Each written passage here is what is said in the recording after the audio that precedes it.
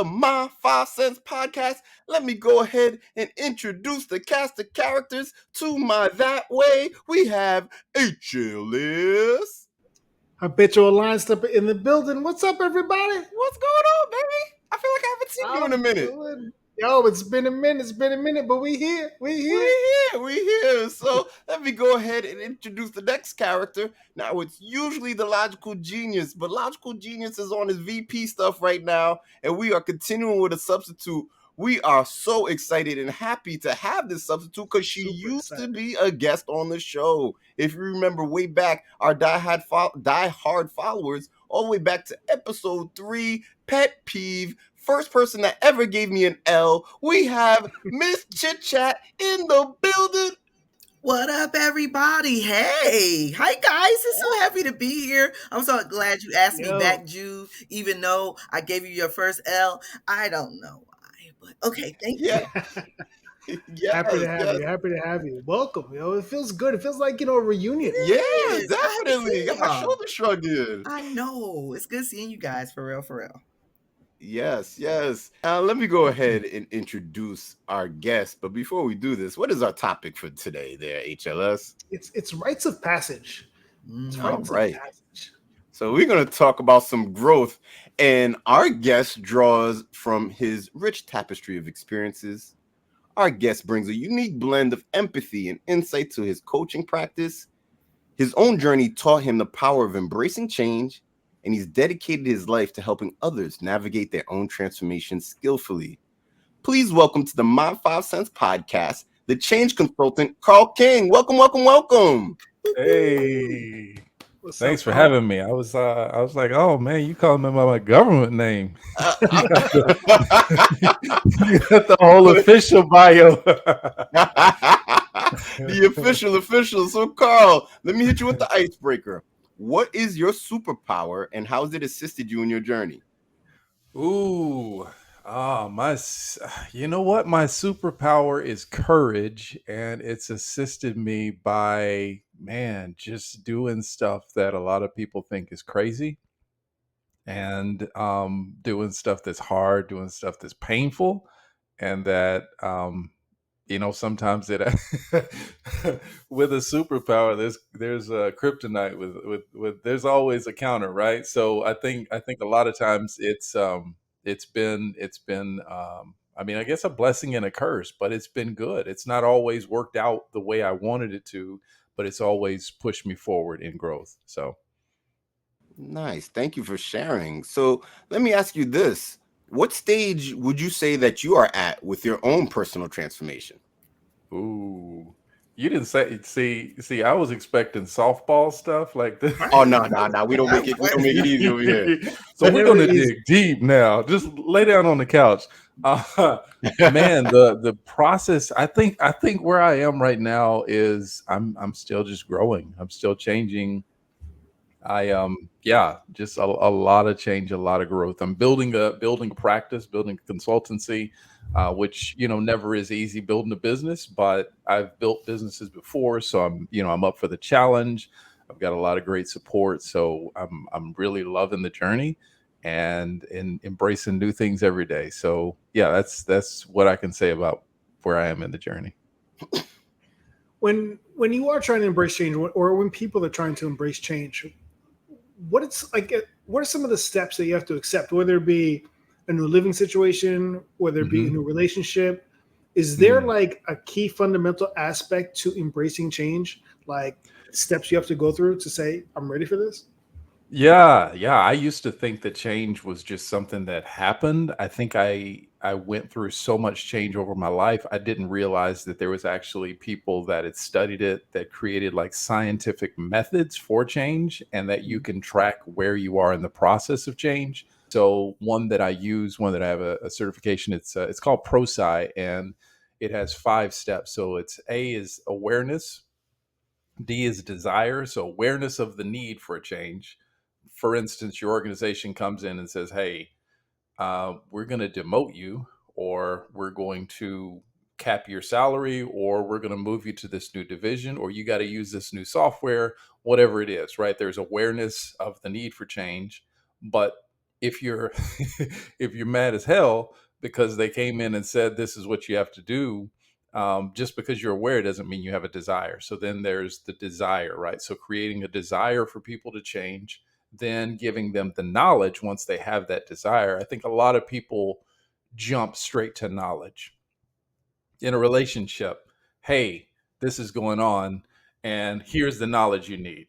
Instead of saying, hey, this is what's going on. Are you aware that this is going to require a change on our part? For instance, we're wanting you're wanting to buy a new house. You're in a relationship. Hey, we want to buy this house. Um, and sometimes one person in the relationship is at the knowledge part, and another time other people, the other person in the relationship is like, I wasn't even aware this was going to happen.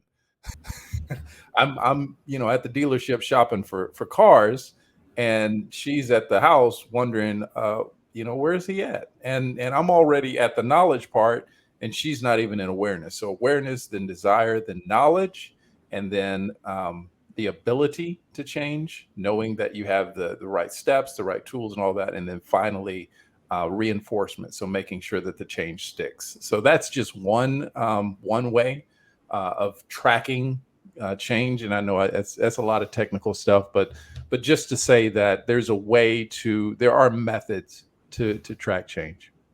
So I have a follow-up to that. Yeah, I have one too. So You do too? Okay, with the follow-ups. You didn't know you were going on Oprah's couch. You just here. Okay. I'm up for it. So which one of those steps is, in your opinion, is the hardest barrier, the one to actually get over? Honestly, most people they get stuck at desire. So, whether the company comes in and says, hey, this is what's about to happen, a lot of times employees get mad. I've talked with a lot of men in relationships where their wife comes in and says, hey, I'm not happy here, but they don't have a desire to change. Or, hey, this is what's about to happen, I'm leaving you. And they are just left reeling, and they don't have a desire to rebuild their life, to get back out in the gym, to change their eating or change whatever activities in order to become the man that they really want to be. And oftentimes they'll fall into depression or loneliness and all that stuff. So desire is oftentimes where it sticks, and that, again, like, there's different definitions for it, but it's the same process. Now, can anybody change, or are people maybe just predestined to be stuck in their ways? So I want to say, I don't know if you right. So I don't know if you've seen the movie Ratatouille with the rat that cooks. I just watched it the other day. Right. So the chef Cousteau, he says anyone can cook, right? Yeah. And Remy's like, it's real, anybody can cook, so y'all should let me cook. I believe I've always said anybody can sing. And you probably met some people that you see Mizchitchat. Not anybody. That's why American Idol is still on right now. But I believe. Well, I mean, I think American Idol it proves that there's a desire in all of us to sing. Right? There's something that pulls at us. Otherwise, they wouldn't have 200 seasons and switched out judges 15 times. Anyhow, I think anybody, I believe anybody can change. I believe it's challenging, it's difficult, but I've seen people, they say, can you teach an old dog new tricks? I think everyone can change. And it's just a matter of different motivations. Everybody don't change the same way, and everybody doesn't change for the same reasons, but I believe everyone can. Okay. All right, so here's my easy question. Since you had all the hard ones, I'm just saying, how did you come up with change consultant? You could have went with chaos master, desire consultant, bullying consultant. Like, how did you come up with change consultant?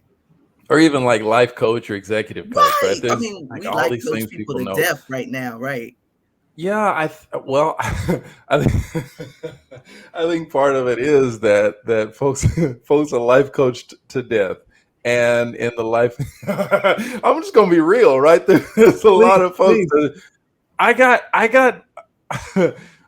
messages from folks that they went through, and I'm not going to name the names, but there's a lot of life coaching programs. There's a lot of folks that get a little certification and they think they are the stuff and that they have the ability. And I'm not being elitist, but I also wanted to kind of separate myself from the field on some level.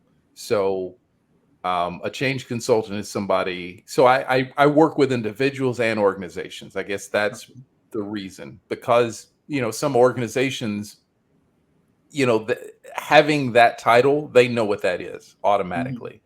For individuals, it's different. But in an organization, you're just dealing with individuals. You're just dealing with a bunch of them. And so it's the same process, whether you're working with an organization, because you're breaking it down by, from the leaders team all the way down to, the small groups and all that stuff. So it's people. It's just the people side of change at the core. Does that answer your question, Mizchitchat? It does. And look at that. I feel like soothed right there. I feel the change. I already feel the change. Hey, it's working. I mean, so it's not an easy, like we all said, something. It's not an easy process to change, right? And some people can do it more than others. For instance, I'll give my personal experience.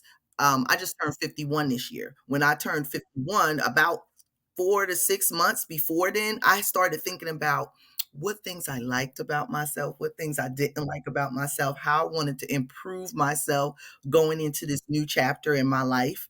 But there's some people who never do none of that kind of stuff. So are those people more susceptible to being, you said everybody's can be changed, but are they more like apprehensive or susceptible to not changing? I think change happens to all of us.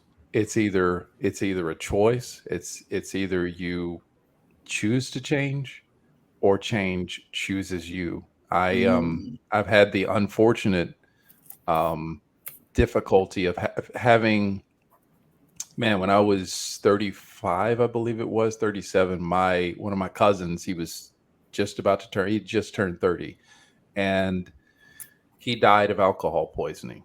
2 years later, I had an aunt that passed with a blood clot in 2 legs, and then like 2 years after that, I had a cousin that died, and then I had just last year, I had another cousin on a different side of the family that passed. Like, we all have these tragedies that show up in our life, and some people choose to use them as a moment to reassess. And I think, we're all at the wake, or we're all at the funeral, and we're talking about the life of this person, and we're all just kind of thinking about what happened, what's going on, what's next. And I think, funerals give us a time to reflect, but there's a bunch of other things that are happening to us all the time. Like, every morning you wake up, you lost a layer of skin. You just didn't know it. So you're changing. Like, your heart is beating and you're not thinking about it. Your toenails and your hair is growing. I'm getting grayer. I didn't do any of that. It's just happening, but I'm changing. And so, like, I think the acknowledgement that we're all changing, I think that helps make the process easier. For women, perimenopause and menopause, it shows up. You don't. Who told you to talk about that? Don't be talking about that on here. You know, hey, it's on. I'm okay. I'm jumping a little ahead. It's on my list. Cousin Carl, now it's on my list. But for real, Mizchitchat. So the idea of change, I think we make it like this thing that you don't understand, you don't know what it is, but all of us know what it is very intimately. I've been fired from jobs before. And I was surprised. I was like, what? I had a guy I was on, this was during the pandemic, a guy, I had taken a vacation. I mean, they gave me vacation time. I thought I was supposed to use it. I can't. You got fired on the day off, Carl? You got fired on the day off? On Friday. But it was Thursday. No. Yeah, so I come back and he how was your vacation, whatever, and then he's like, so we've decided to disassociate ourselves from you. I said, what? Wow. What does that mean? And like your heart falls, your everything is like drops, and you're, oh my God, like I think I know what just happened. And yeah, so I didn't ask for it. I didn't like seek it out. Change just happened. And so there's some that we choose. And I think what my work is trying to help organizations and individuals opt in to change so that they can change on purpose Mm. and in a way that works for them instead of changing in a way that is reactionary. I think a lot of times we react. I feel like I'm talking a whole lot. I apologize. No, that's the whole purpose. And Carl, honestly, I think you just dropped a gem there. I think that you have now entered a quotable into top 5 ways to break up with someone. I think I can disassociate myself with you. That right Right, there right. is what I just wrote that down. I'm gonna you just wrote that disassociate down, right? myself. Like, I mean, once you say that to somebody, it's over. It's Pretty over. much. You come back from that. I feel like that was the phone thing. You know how Really, when you Carl phone didn't come back somebody from to get that. out He your was face, like, ooh, disassociate Yep. myself. Like, my goodness, I'm just going to disassociate. So we're going to disassociate ourselves from this part of the program, and we're going to transition to the next part right there. So what we're about to get into is our 5 cents. And the topic for today is, I don't know if it's biggest, I don't know if it's most common. I guess it's really be up to you, but we are talking about rites of passage. So what's going to happen is we are each going to deliver to you our 5 cents on the topic. And then you'll get an opportunity to hear some cross-examination, and then you'll have to make the judgment call where you would have to pick the third place loser, because we like to laugh at the loser, and our number 1 winner. We don't care about second place at all. Okay. So that's exactly irrelevant. So HLS, please go ahead and explain to our judge what is the criteria for judging. Carl, you're a worldly man. You know a lot. You've seen a lot. There's criteria to change, as you just said. But for this show, there's none of that. None. Okay. Your criteria is up to you. You may choose me Mhm. because for some reason you know that I'm going through change right now, and that's Oh why you my might choose me as number 1. You you might like the fact that my list is based off of personal experience. Mm. I Okay. think you might like my list just because I sound more logical than both of them, even though that Here we I'm just go. filling in for him, but I feel him just imparting in me the wisdom to go forward and let you know that I'm going to sound logical. Okay. I'm going to make it Love it. witty, but logical. It's going to be good Love balance it. there. And I know, Yes. see, you a change consultant. You already feel my vibe. I'm feeling it. Your It is first decision completely now, up to Carl. you. Your first decision now is you get to decide who goes first. Oh, wow. I'm gonna go with SoSo since he invited me on, and Okay. yeah, try not to burn any bridges. First off. All right, in the building. Oh man, this is my 5 cents on rites of passages. And I'm going to start at number 5. Number 5 is getting your driver's license. I feel that once you get your driver's license, you have opened up a new world. There's new opportunities, there's new lands to explore. The level of autonomy. I got my license at age 16, and for me, I've been a nomad ever since, living from state to state, couch to couch, and now I'm in the lovely state of Connecticut. So, getting your driver's license.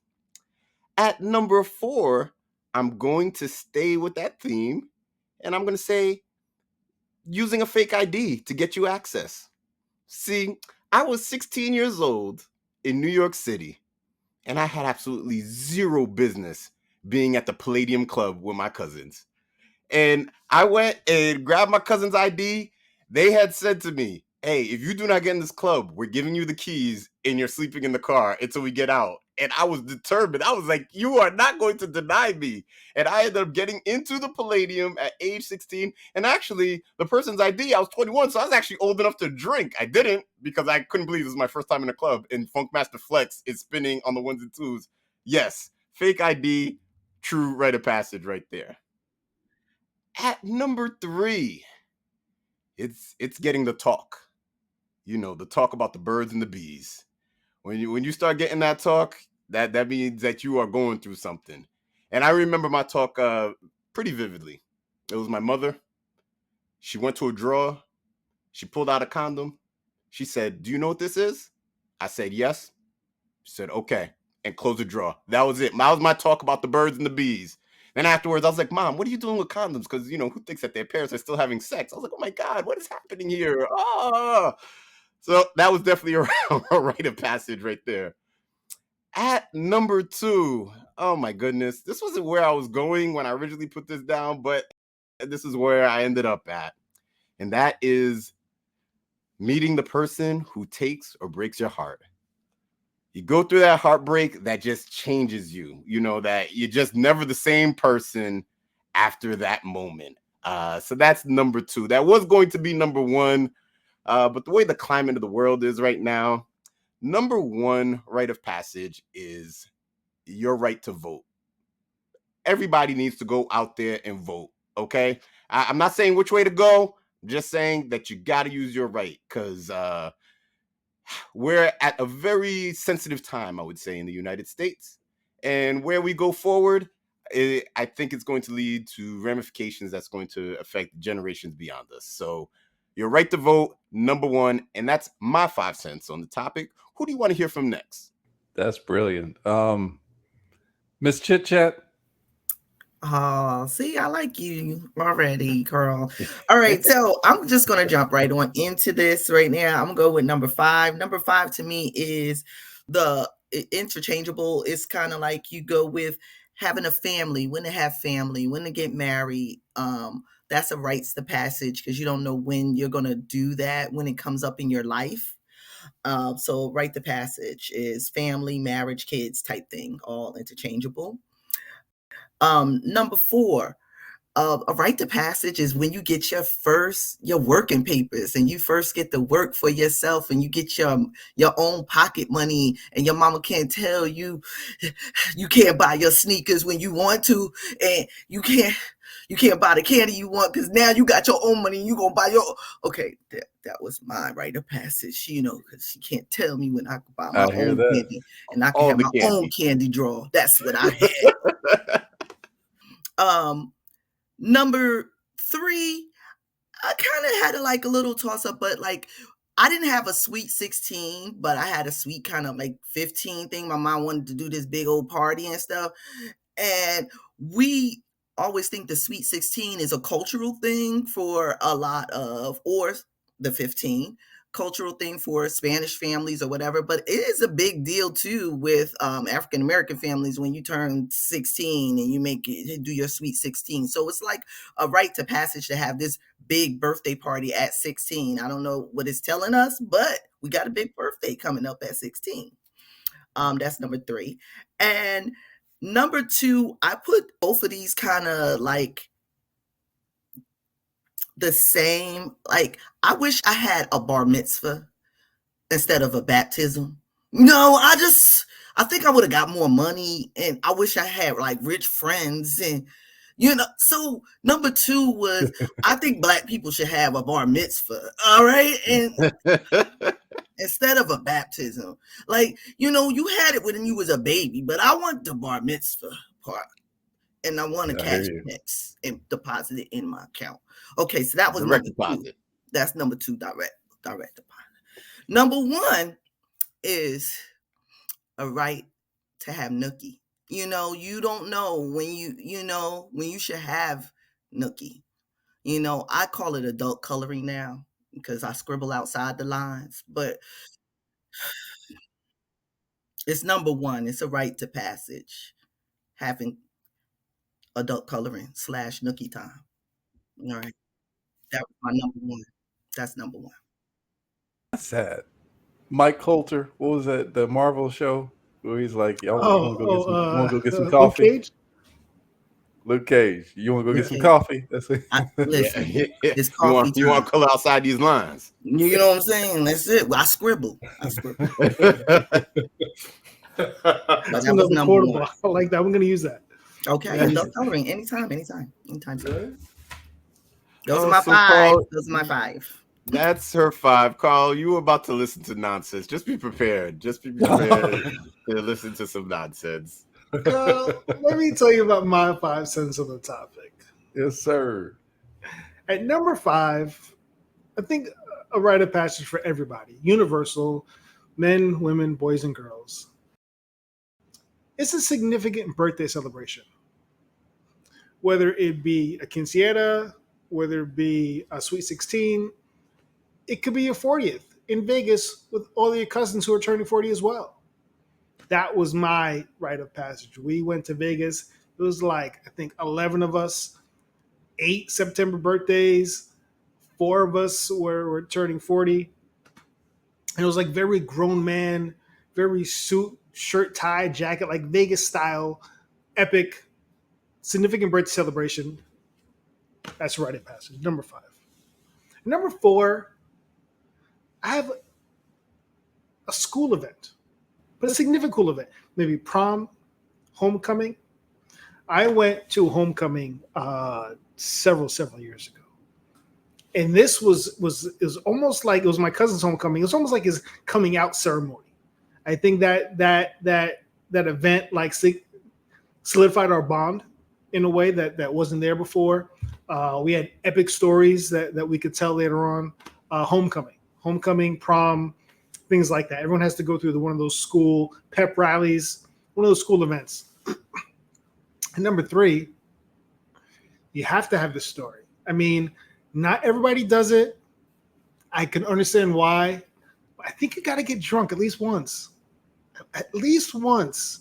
You know, you got to tip the bottle a little bit too much. Wake up the next morning and be like, what did I do? I'm never going to do that again. And the next week, you're doing it again. So I think getting drunk is a rite of passage. And number 2, Mizchitchat said it, but your first consensual sexual experience. Whether it be the first time you kiss, whether it be the first time you get to second base, or you go all the way and you have nookie, or you color us out the lines. Everyone should do it. Consensually, of course. Consensually. And at number 1, my number 1 rite of passage, no matter where you are in this world, you need a night out in the big city. Whether it's going to a club with Funkmaster Flex, whether it's a late night eating spot and getting hot dogs for 50 cents at Grace Paya's, whether it be just standing on the street corner in Times Square and taking photos with these characters or talking to the opposite sex. Everybody needs that one night out in the big city to say, yo, I can't believe we did that. I can't believe we're on the rooftop bar. I can't believe we saw so-and-so on the subway. I think everybody needs that story, and that's my 5 cents. All right, Carl. So what's about to happen is we're going to take it to the streets next week when it's something that we call cross-examination, and that's where you kind of get to pick holes and choose who our winner is. So I look forward to see what decision you're about to make next week. So see y'all next week, people, where we'll go ahead and figure this whole thing out. Peace.